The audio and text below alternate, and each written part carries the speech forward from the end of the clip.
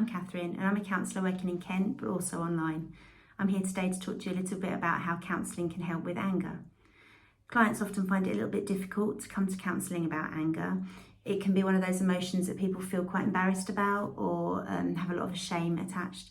But actually anger itself is a really important human emotion. It's here to keep us safe. We all feel angry and we all express our anger in different ways. But sometimes we get to a point in life when actually we feel that we're less in control of our anger and our anger to some degrees is taking over. Counselling is a safe space where you can actually explore what it is that's behind that. It's a stress response, one of the fight, flight, freeze or fawn responses. So we behave angrily when we are wanting to put distance between ourselves and something that we perceive to be threatening.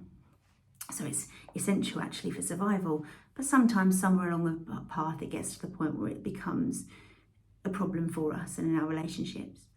Part of working with anger is not to demonise the anger itself, but to actually get underneath it. Anger is a secondary emotion. It tends to be the one that comes out to protect you, and it tends to cover up for other emotions that are a little bit more painful and difficult to deal with.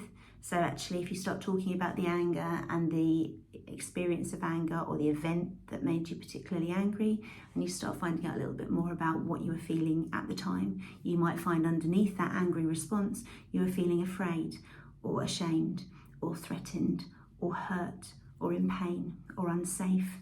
There's a whole combination, lots and lots of different emotions that work underneath anger, but on the outside, you shout or you scream or you slam a door, and unfortunately in some cases you hurt people either physically or emotionally.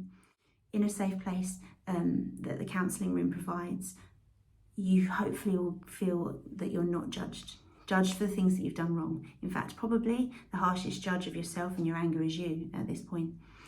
We work as a team, the counsellor and the client, to actually get underneath it, work out why you're feeling stressed, where your feelings of overwhelm or fear or pain come from.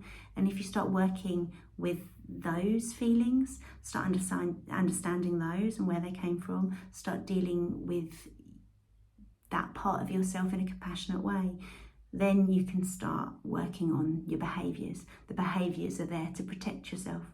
If you start feeling stronger, more confident, more worthy, deep down inside, you're less likely to need to defend yourself and your position. If you become less defensive, less reactive, then obviously that's going to go a long way to being able to have healthy and positive relationships with other people.